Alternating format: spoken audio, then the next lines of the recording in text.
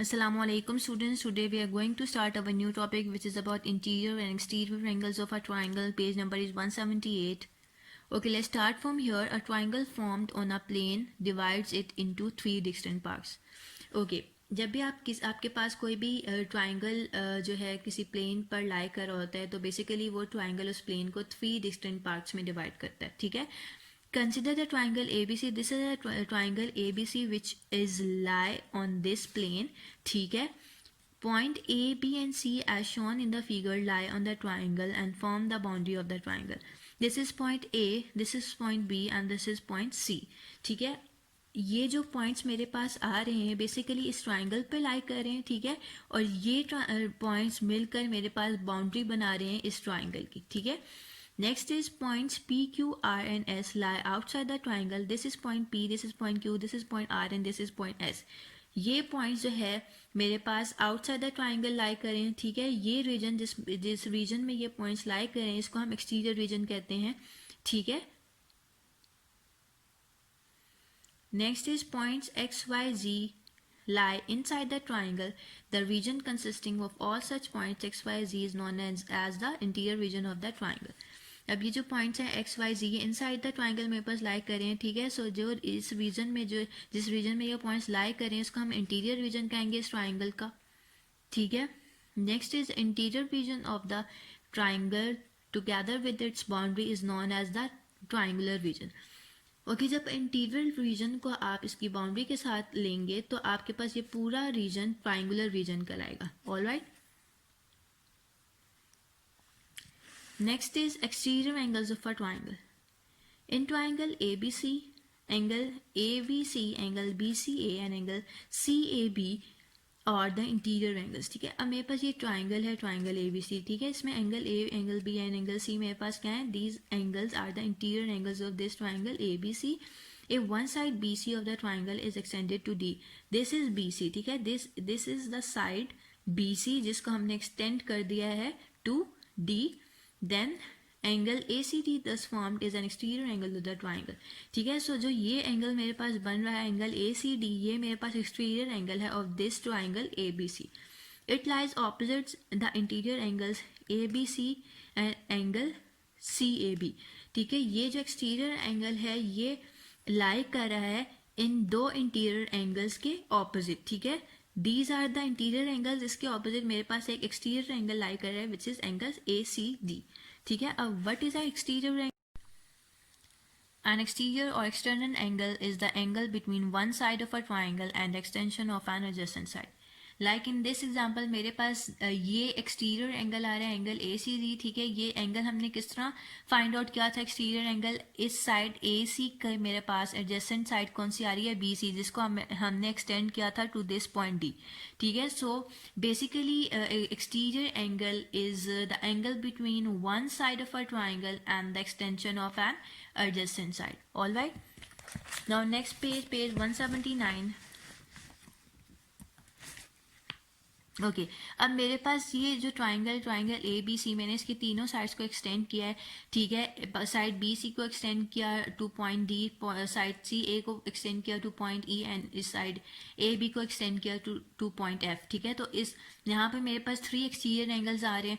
एक एक angle BAE मेरे पास एक्सटीरियर एंगल है, एक एंगल CBF मेरे पास एक्सटीरियर एंगल आ रहा है, एक एंगल मेरे पास ACD एक्सटीरियर एंगल आ रहा है. ठीक है, सो मेरे पास इन थ्री साइड्स को एक्सटेंड करने के बाद थ्री एक्सटीरियर एंगल्स आ रहे हैं. ठीक है, आपने उनके नेम लिख लिए.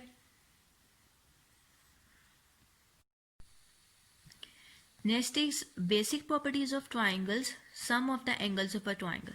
ओके, अब आपके पास यहाँ पर एक एक्टिविटी है. आप लोगों ने three different types of triangles को ड्रॉ करना है. ड्रॉ करने के बाद आपने उनके तीनों एंगल्स को मेजर करना है. जो भी आपकी फाइंडिंग्स आपने अपनी फाइंडिंग्स को इस टेबल में लिखना है. ठीक है, एंड देन आपने उन एंगल्स का सम करना है. सम करना है और जो भी आपका कंक्लूजन है आप इसको यहाँ इस टेबल में लिखोगे. ठीक है, जब आप सम करोगे उन एंगल्स का तो आप नोट करोगे कि आपके जो तीनों इंटीरियर एंगल्स हैं ट्राइंगल के उनका सम आपके पास 180 डिग्री के इक्विवेलेंट आ रहा है. ठीक है, सो the sum of the degree measures of the interior angles of a triangle is 180 degree. ठीक है, सो आपका इंटीरियर एंगल्स होंगे ट्राइंगल के, किसी भी ट्राइंगल के जो इंटीरियर एंगल्स का सम है वो आपके पास हमेशा 180 डिग्री के ही इक्विवेलेंट आएगा. Alright. Next is relation between exterior and opposite interior angles. Draw a triangle ABC. This is a triangle ABC. Produce its side AB, BC and CA to point D, E and F respectively. ठीक है. Find the degree measures of angle A, angle B, angle C, angle ACE, angle BAF and angle CBD. Verify that measure angle ACE is equal to measure angle A plus measure angle B. Okay, अब आपने एक triangle draw किया, ठीक है, उसकी sides को extend किया. Extend करने के बाद आपके पास ये 3 एक्सटीरियर एंगल्स आ रहे हैं एंड ये मेरे पास 3 इंटीरियर एंगल्स आ रहे हैं. ठीक है, आपने अपने तीनों एक्सटीरियर एंड तीनों इंटीरियर एंगल्स को मेजर करना है. मेजर करने के बाद आप वेरीफाई करोगे कि जो आपके पास ये एक्सटीरियर एंगल आ रहा है ये इन दो इंटीरियर एंगल्स के सम के इक्वलेंट है. ठीक है, ये इंटीरियर एंगल है, इसके ऑपोजिट मेरे पास इंटीरियर एंगल, ये एक्सटीरियर एंगल है, इसके ऑपोजिट मेरे पास ये दो इंटीरियर एंगल्स आ रहे हैं.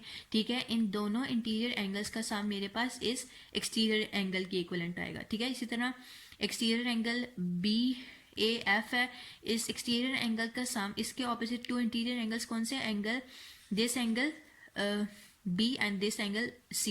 ठीक है, इन दोनों एंगल्स का सम मेरे पास, दोनों इंटीरियर एंगल्स का सम मेरे पास इस एक्सटीरियर एंगल के इक्वलेंट आएगा. इसी तरह एंगल CBD है, this is an exterior angle. ठीक है, इस एक्सटीरियर एंगल के ऑपोजिट जो 2 इंटीरियर एंगल्स आ रहे हैं angle C and angle A, इन दोनों इंटीरियर एंगल्स का सम इस एक्सटीरियर एंगल के इक्वलेंट होगा. ठीक है, तो आपने क्या कंक्लूजन निकाला इससे? Underline these lines. Size of the exterior angle of a triangle is equals to the sum of the sizes of the opposite interior angles. जब आपके पास exterior angle आता है ना किसी भी triangle का, वो exterior angle equal होता है उसके जो भी उसके opposite जो interior angles आ रहे हैं उनके sum के. ठीक है, आपने इसी एग्जांपल में देखा था कि यहाँ पर ये इंटीरियर एंगल आ रहा था, इसके ऑपोजिट मेरे पास 2 interior angles angle A and angle B आ रहे थे. इन दोनों ऑपोजिट इंटीरियर एंगल्स का सम मेरे पास इस एक्सटीरियर एंगल के इक्वलेंट था. ठीक है, सो एक्सटीरियर एंगल जो है आपके पास हमेशा उसके 2 ऑपोजिट इंटीरियर एंगल्स के सम के इक्वलेंट होगा. ठीक है, next is triangle inequality property. What is a triangle inequality property? In a triangle, the sum of the lengths of any 2 sides is always greater than the length of the third side. Okay, आपके पास जो triangle में जब भी आप किसी भी triangle की 2 sides का सम लोगे वो आपके पास हमेशा ग्रेटर आएगा थर्ड साइड की लेंथ से. ठीक है, तो आपने फॉर एग्जांपल यहाँ पर आपके पास ये 3 ट्राइंगल्स गिवन है. ठीक है, आपने इस ट्राइंगल की 2 साइड्स की लेंथ का सम लिया. ठीक है, जो कि मेरे पास इक्वल आएगा 10 सेंटीमीटर के. सो ऑब्वियसली वो ग्रेटर है इस 5 सेंटीमीटर से. ठीक है, इसी तरह जब मैं इन दोनों साइड्स का सम लूंगी तो मेरे पास इन दोनों साइड्स का सम जो है इस थर्ड साइड की लेंथ से ग्रेटर होगा. ठीक है, इसी तरह यहाँ इन दोनों साइड्स की लेंथ को मैं जब ऐड करूंगी तो ये दोनों साइड्स की लेंथ इस थर्ड साइड की लेंथ से ग्रेटर है. ठीक है, सो ये मेरे पास इनइक्वालिटी प्रॉपर्टी है. जब भी आप किसी भी 2 साइड्स की लेंथ का सम लेते हो तो वो थर्ड साइड की लेंथ से हमेशा ग्रेटर आएगा. ठीक है, next is page 181. Properties of isosceles triangle. Consider the isosceles triangle ABC. This is a triangle ABC.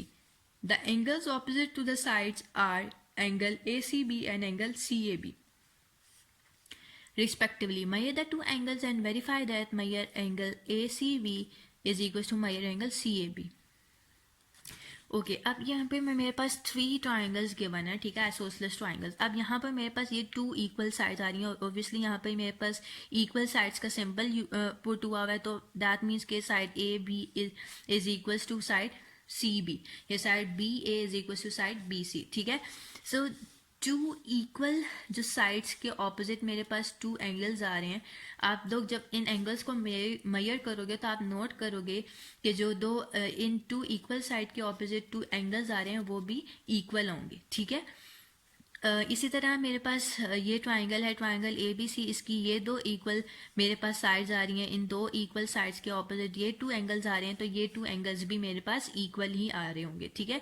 इसी तरह ये मेरे पास ट्राइंगल ए बी सी है which is an isosceles triangle, ठीक है। इसकी ये टू साइड्स मेरे पास इक्वल आ रही हैं, इन टू साइड्स के ऑपोजिट मेरे पास ये टू एंगल्स आ रहे हैं जो कि ये दोनों एंगल्स भी इक्वल ही होंगे, ठीक है। सो क्या आपके पास कंक्लूजन आया, angles opposite equal angles opposite equal sides of a triangle are equal. मतलब जो इक्वल साइड्स के ऑपोजिट आपके पास एंगल्स आ रहे हैं ट्राइंगल के, वो भी आपके पास इक्वल ही होंगे, ऑलराइट। जैसा कि इक्वल साइड्स के ऑपोजिट आपके पास ये टू एंगल्स आ रहे थे, वो भी आपके पास इक्वल ही आएंगे। जब आप मेजर करोगे उन तीनों एंगल्स को तो आप देखोगे कि जो ऑपोजिट एंगल्स आ रहे हैं इक्वल साइड्स के, वो आपके पास इक्वल आएंगे, ठीक है। इसी तरह conversely the sides opposite equal angles of a triangle are equal. Conversely जब हम देख लेते हैं कि अगर टू एंगल्स आपके पास आइसोसेलेस ट्राइंगल में इक्वल आ रहे हैं तो उसके ऑपोजिट जो साइड्स होंगी वो भी इक्वल ही होंगी, ठीक है। सो अब जिस तरह मेरे पास एक ट्राइंगल डी ई एफ है, ठीक है। आप जब इसको मेजर करोगे तो जो टू इक्वल साइड्स हैं उसके ऑपोजिट जो टू एंगल्स हैं वो भी इक्वल ही आ रहे होंगे, ठीक है। सो हमारे पास कोई भी ट्राइंगल आ जाएगा, कोई भी ट्राइंगल किसी भी साइज का आइसोसेलेस ट्राइंगल आ जाए, ठीक है, तो उस केस में आइसोसेलेस ट्राइंगल में आपके पास जो टू साइड्स होंगी उसके ऑपोजिट जो टू एंगल्स होंगे वो हमेशा इक्वल होंगे, ठीक है। So basically this is a property of isosceles triangles, इसको आप अंडरलाइन कर लो। Two equal sides opposite to equal triangles, ठीक है। और इस लाइन को भी आपने अंडरलाइन करना है। Angles opposite equal sides of a triangle are equal, conversely the sides opposite equal angles of a triangle are equal. Next is example number 1. One of the base angles of an isosceles triangle measure 65 degree, find the vertical angle. अब मेरे पास यहाँ पर इस triangle A B सी में base angles given है, हमने vertical angle find out करना है। एज यू नो कि sum of the interior angles of a triangle is always equal to 180 degree, ठीक है। आपने इन तीनों एंगल्स के सम को 180 डिग्री के इक्विवेलेंट पुट कर दिया। मेजर एंगल ए तो मुझे फाइंड आउट करना है which is a vertical angle, measure angle B is 65 degree plus measure angle C is 65 degree is equal to 180 degree. 65 plus 65 equal to 130 degree. यहाँ पे 130 degree add हो रहा है, जब आप इसको इक्वालिटी की दूसरी साइड पे शिफ्ट करोगे तो ये माइनस हो जाएगा, 180 minus 130 is equal to 50 degree. So measure angle A is equal to 50 degree, alright. Okay, now come to the exercise. Exercise 13b, page number is 183. Question number 1, state whether the following are true or false. Number 1, a right triangle can also be an isosceles triangle. Yes, it's true. Second, a scalene triangle is always an acute angle triangle. False. जरूरी नहीं कि आपके पास जो scalene triangle है वो हमेशा acute angle triangle ही हो. Third, an isosceles triangle can also be an obtuse angle triangle. Yes, it's true. Fourth, the exterior angles of an equilateral triangle are not all equal. False. The exterior angles of an equilateral triangle are all equal. Question number 2, state with reasons whether or not you can construct triangle ABC in each of the following cases. Okay, अब इस question में हमारे पास different cases given है, ठीक है। आपने with reasons answer लिखना है अपना कि आपका जो ट्राइंगल है, ट्राइंगल ए बी सी अगर कंस्ट्रक्ट हो सकता है तो उसके पीछे क्या रीज़न है, और अगर ट्राइंगल ए बी सी आपका कंस्ट्रक्ट नहीं हो सकता तो उसके पीछे क्या रीज़न है। सो आपने विद रीज़न अपना आंसर लिखना है, ठीक है। Part 1 is measure angle A is equal to 45 degree, measure angle B is equal to 60 degree and measure angle C is equal to 75 degree. अब हम देखते हैं कि इस केस में हमारे पास ट्राइंगल कंस्ट्रक्ट होगा या नहीं। अब इन तीनों एंगल्स का जब आप सम करोगे तो इन तीनों एंगल्स का सम 180 डिग्री आएगा, ठीक है। अब तीनों एंगल्स जो का सम आपका जब 180 डिग्री के इक्विवेलेंट आ रहा है, सो दैट मीन्स कि आप triangle A B C construct कर सकते हो, ठीक है। As the sum of the angles is 180 degree, so triangle A B C can be constructed. Now second case is measure angle A is equal to 65 degree, measure angle B is equal to 90 degree and measure angle C is equal to 35 degree. अब आप तीनों angles का सम करोगे तो इन तीनों angles का सम 190 degree के equivalent आएगा, ठीक है। सो इस केस में आप ट्राइंगल ABC कंस्ट्रक्ट नहीं कर सकते, as the sum of the angles is 190 degree, so triangle ABC can not be constructed, alright. Third, measure angle A is equal to 90 degree, measure angle B is equal to 90 degree. अब इस case में आपके पास two angles given है, third angle आपके पास given ही नहीं है, ठीक है। सो आप इस केस में भी ट्राइंगल ABC ड्रॉ नहीं कर सकते, as angle C is not given, so triangle ABC can not be constructed. Alright, now part 4, measure angle B is equal to 120 degree, measure angle C is equal to 60 degree. अब इस case में हमारे पास A angle नहीं given, measure angle A हमारे पास नहीं given question में, so as angle A is not given, so triangle ABC can not be constructed, ठीक है। सो इस केस में हमारे पास जो ट्राइंगल है, ट्राइंगल ABC, वो कंस्ट्रक्ट नहीं हो सकता क्योंकि एंगल A हमें क्वेश्चन में नहीं given. Part 4 is measure angle A is equal to 68 degree, measure angle B is equal to 50 degree and measure angle C is equal to 82 degree, ठीक है। सॉरी, इट्स 62 डिग्री, ठीक है। अब आपके पास इन तीनों एंगल्स का सम 180 डिग्री आ रहा है, so triangle ABC can be formed. आपने ये रीजन लिखनी है, as the sum of the angles is 180 degree, so triangle ABC can be formed. Alright, now question number 3, can an obtuse triangle have a right angle as one of its angles, give reasons। okay, question number 3 में आप लोगों से पूछा गया है कि क्या obtuse triangle में एक राइट एंगल हो सकता है, आप लोगों ने रीजंस देनी है, ठीक है। अगर हो सकता है तब भी, और अगर नहीं हो सकता तो उसकी भी आप लोग रीजन लिखोगे। लेट्स सपोज मेरे पास एक obtuse ट्राइंगल है विद द राइट एंगल, ठीक है। ये मेरे पास एक obtuse ट्राइंगल आ रहा है, ठीक है। ये एंगल 110 डिग्री है एंड ये मेरे पास एक राइट एंगल है जो कि इक्वल टू 90 डिग्री होता है, ठीक है। आपने इन दोनों एंगल्स का सम करना है, आपके पास सम 200 डिग्री आ रहा है, ठीक है। एज यू नो कि जो ट्राइंगल के इंटीरियर एंगल्स का सम है वो 180 डिग्री के इक्विवेलेंट आना चाहिए, बट यहाँ पे तो ग्रेटर देन 180 डिग्री आ रहा है, ठीक है। सो आप लोगों ने रीजन क्या लिखनी है, an obtuse triangle cannot have a right angle because sum of an obtuse angle and the right angle is greater than 180 degree. All right. Question number 4, is it necessary for the two angles of a right triangle to be acute, give reasons। okay, अब क्या right triangle में जो हमारे पास two angles आ रहे होंगे उनका acute होना ज़रूरी है। अगर जो भी आपके पास रीजंस हैं वो आप लोगों ने लिखनी है, आपने आंसर में लिखना है yes it is necessary for the two angles of a right triangle to be acute because if one of them is either right or obtuse then the sum of the angles of the triangle become more than 180 degree and hence triangle cannot be formed। Okay, अब right triangle में आपके पास जो angles आ रहे होंगे, ठीक है, अगर वो उन एंगल्स में से कोई एक भी एंगल राइट एंगल ही हो जाता है या ग्रेटर देन 90 डिग्री आपके पास वो एंगल आ जाता है तो उन एंगल्स का सम आपके पास ग्रेटर देन 180 आएगा, ठीक है। सो उस केस में तो आप के पास ट्राइंगल बन ही नहीं सकता, ठीक है। सो राइट ट्राइंगल में ज़रूरी है कि जो आपके पास टू एंगल्स आ रहे हैं वो एक्यूट हो, ठीक है। Now question number 5, what the size of the angles of number 1 an equilateral triangle। equilateral triangle में आपके पास तीनों जो एंगल्स हैं वो 60 डिग्री के इक्विवेलेंट आएंगे, ठीक है। each angle of an equilateral triangle is 60 degree.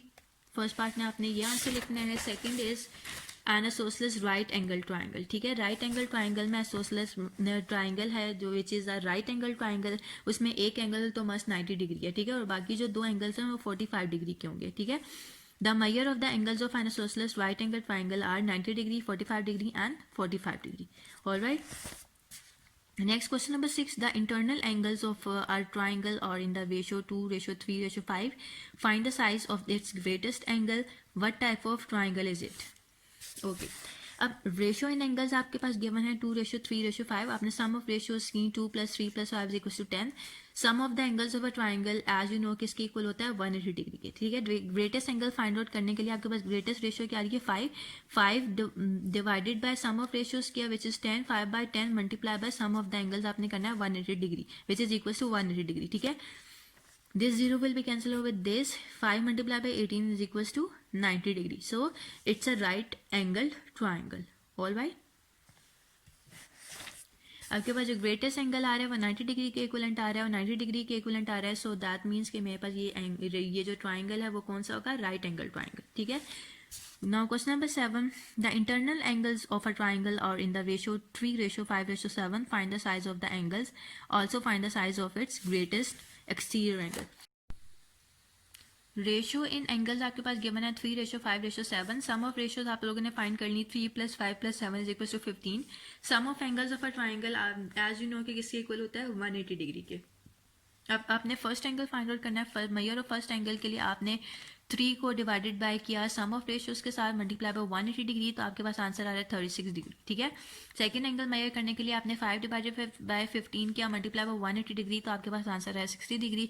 And third angle measure करने के लिए आपने 7 डिवाइडेड बाय 15 किया मल्टीप्लाई बाय 180 डिग्री, तो आपके पास आंसर आ रहा है 84 degree. Exterior angle find out करने के लिए आपने इन एंगल्स को 180 डिग्री से माइनस कर देना है। 180 minus 36 is equal to 145 degree, 144 degree. ठीक है, दीज आर एक्सटीरियर एंगल्स। ठीक है, ये एक्सटीरियर एंगल्स हैं। 180 डिग्री से जब मैंने 60 को माइनस किया तो 120 डिग्री आ रहा है, which is a exterior angle. ठीक है, एंड देन 84 ये दो थर्ड एंगल है। Third exterior angle find out करने के लिए आपने 180 से 84 को माइनस किया तो आपके पास 96 आ रहा है एक्सटीरियर एंगल। ठीक है, सो ग्रेटेस्ट एक्सटीरियर एंगल मेरे पास क्या आ रहा है 144 degree. So size of the greatest exterior angle is equal to 144 degree. Alright, अब आपको आप इन्हें जो है इस एक्सटीरियर एंगल को फाइंड आउट करने के लिए 180 डिग्री से क्यों माइनस किया इन एंगल्स को। आपको पता है कि यहाँ पर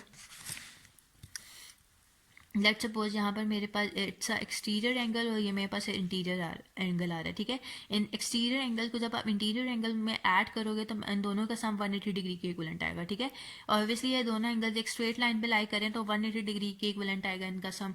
ठीक है, जब आप इस एक्सटीरियर एंगल को इस 180 डिग्री में से इस इंटीरियर एंगल को माइनस कर दोगे, इस पूरे 180 डिग्री में से जब आप इस इंटीरियर एंगल को माइनस कर दोगे जो भी ये एंगल आ रहा है तो आपके पास एक्सटीरियर एंगल आ जाएगा ना। सो इसीलिए हमने इन एंगल्स को 180 डिग्री से माइनस किया ताकि हमारे पास एक्सटीरियर एंगल आ जाए, और इन एक्सटीरियर एंगल में हमारे पास ग्रेटेस्ट एक्सटीरियर एंगल आ रहा था 144 degree.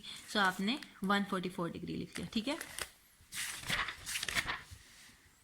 Next question number 8, one angle of an isosceles triangle is 100 degree, find the size of each of the other two. अब आइसोसेलेस ट्रायंगल में आपके पास एक एंगल गिवन है 100 डिग्री। ठीक है, अब आपने दूसरे दो ट्रायंगल्स का साइज फाइंड आउट करना है।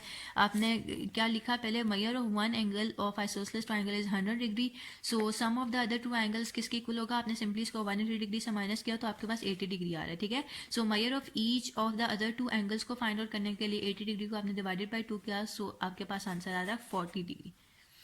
ठीक है, so size of the other two angles is 40 degree. All right,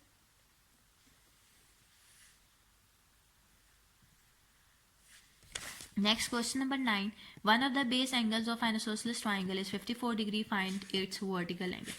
अब बेस एंगल आपके पास गिवन है 54 degree, vertical angle find out करना है। ठीक है, अब सम ऑफ बेस एंगल्स आप सबसे पहले कर लोगे। One of the base angle is 54 degree, sum of base angle is equal to 54 plus 54 is equal to 108 degree. ठीक है, measure of vertical angle find out करने के लिए आपने सिंपली इसको 180 डिग्री से माइनस कर दिया। 180 minus 108 degree is equal to 72 degree.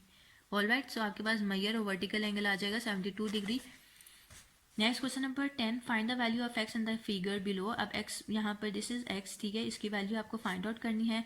ये एंगल 72 है डिग्री है और ये आपके पास एक्सटीरियर एंगल गिवन है 140 डिग्री। ठीक है, अब एंगल बी फाइंड आउट करने के लिए जो कि इंटीरियर एंगल है आपको 180 डिग्री से 140 डिग्री को माइनस करना पड़ेगा। ठीक है, तो आपके पास इंटीरियर एंगल आ रहा है angle B which is 40 degree. Angle C आपके पास है 72 डिग्री और एंगल एक्स फाइंड आउट करने के लिए आपको पता है कि जब ट्राइंगल के इंटीरियर एंगल्स का आप सम लेते हो तो वो 180 डिग्री के ही इक्वलेंट आता है। तो आपने इन तीनों इंटीरियर एंगल्स के सम को 180 डिग्री के इक्वलेंट पुट कर दिया। एंगल ए आपके पास गिवन है एक्स, एंगल बी अभी फाइंड आउट किया आपने 40 डिग्री। ठीक है, और एंगल सी आपके पास गिवन है 72 degree. 40 plus 72 is equal to 112 degree is equal to 180 degree आ रहा है। ठीक है, यहाँ पे ये ऐड और इक्वालिटी की जब आप दूसरी साइड पे इसको शिफ्ट करोगे तो ये सब्ट्रैक्ट हो जाएगा। ठीक है, x is equal to 68 degree आपका आंसर आ रहा है। So it's your answer. Now question number 11, page is 180. The angle made by the equal sides of an isosceles triangle is 84 degree. Find the other angles. अब यहाँ पर आपके पास जो है आइसोसेलेस ट्रायंगल में जो वर्टिकल एंगल गिवन है वो है 84 डिग्री। ठीक है, आपने अदर एंगल्स फाइंड आउट करने हैं। मेजर और वर्टिकल एंगल गिवन है 84 degree. Sum of the base angles आपके पास किसके इक्विवेलेंट होगा। 180 से आपने 84 को माइनस किया तो 96 डिग्री आ रहा है। And measure of the each of the other angles find out करने के लिए आपने 96 डिग्री को डिवाइडेड बाई 2 किया तो आपके पास 48 डिग्री आ रहा है answer. All right, question number 12, if an exterior angle of a triangle is 115 degree, and one of the opposite interior angles is 64 degree. Find the other two angles. अब measure of the exterior angles given है 115 degree. Adjacent interior angle find out करने के लिए आपने simply इसको 180 degree से minus किया तो आपके पास 65 डिग्री आ रहा है. ठीक है. measure of the opposite interior angle given था आपके पास क्वेश्चन में क्या है 64 degree. measure of third angle find out करने के लिए आपने इसको 180 डिग्री से माइनस किया 65 डिग्री को भी एंड 64 डिग्री को भी. ठीक है.